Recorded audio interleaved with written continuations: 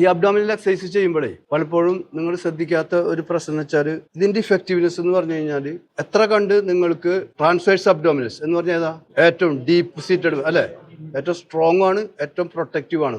ആ ട്രാൻസ്വേഴ്സ് അബ്ഡോമിനൽസ് എന്തുമാത്രം ഉള്ളിലോട്ട് വലിക്കാൻ പറ്റും, എന്തുമാത്രം എല്ലാ അബ്ഡോമിനൽ എക്സസൈസിലും എന്തുമാത്രം ഉള്ളിലോട്ട് നിങ്ങൾക്ക് ഡ്രോയിങ് ഇൻവേർഡ് അല്ലെങ്കിൽ പുള്ളിങ് ഇൻവേർഡ് ചെയ്യാൻ പറ്റും, അല്ലെങ്കിൽ സ്കൂപ്പ് ചെയ്യാൻ പറ്റും, അത്രയും നിങ്ങൾക്ക് ഇത് സ്റ്റിമുലേറ്റ് ചെയ്യും ഈ എക്സസൈസ്. പലപ്പോഴും പ്രത്യേകിച്ച് ലേഡീസൊക്കെ ഇത് ചെയ്യുമ്പോൾ വയറ് ഇങ്ങോട്ട് ബൾജ് ചെയ്യും. നേരെ ഓപ്പോസിറ്റ് ആണ് വേണ്ടത്. നല്ല വയറുള്ളവർക്ക് നമ്മൾ വിചാരിക്കുന്ന മാതിരി ഉള്ളിലോട്ട് വലിക്കാൻ പറ്റില്ല. കാരണം ഒന്നാമത് അവർക്ക് കൺട്രാക്ട് ചെയ്യാനുള്ള ശേഷി ഉണ്ടാവില്ല, പിന്നെ അവർക്ക് അതൊന്നും എങ്ങനെ കൺട്രാക്ട് ചെയ്യാന്ന് അറിയില്ല. പിന്നെ പൊതുവെ ഭയങ്കര ബൾജ് ചെയ്ത് പുറത്തേക്ക് വയറ് മാത്രമല്ല അതിൻ്റെ ഉള്ളിലുള്ള ടിഷ്യൂസ് ഒക്കെ പുറത്തേക്ക് ബൾജ് ചെയ്തിട്ടുണ്ടാവും. അപ്പോൾ ഇതെല്ലാത്തിനും കൂടി ഒതുക്കുക എളുപ്പമല്ല. പക്ഷേ അത് നിങ്ങൾ ഈ പറഞ്ഞ ഡ്രോയിങ് ഇൻ മെനൂവർ പ്രാക്ടീസ് ചെയ്ത് അത് ഉള്ളിലേക്ക് പൊക്കോളും. വയറ് കുറയ്ക്കുന്നതിൽ അതും ഒരു ടെക്നിക്കാണ്. ഡ്രോയിങ് ഇൻ മെനൂവർ എന്നുള്ള ടെക്നിക്ക് ഉണ്ട്, ഉള്ളിലോട്ട് വലിച്ചു പിടിച്ചിട്ട്. അതിന് ഞാൻ എല്ലാ എക്സസൈസിലും നിങ്ങളുടെ ബോഡി ബ്രേസ് ചെയ്യുന്ന അത് ചെയ്താലേ ബോഡി ബ്രേസ് ആവുള്ളൂ. അല്ലാണ്ട് ബൈസെപ്സ് ടൈറ്റ് ചെയ്ത കാര്യമില്ല, നോൺസെൻസാ. കോർ മസിലുകൾ ടൈറ്റ് ചെയ്യുന്നതോട് കൂടി ഈ സംഭവം ഒപ്പം നടക്കണം.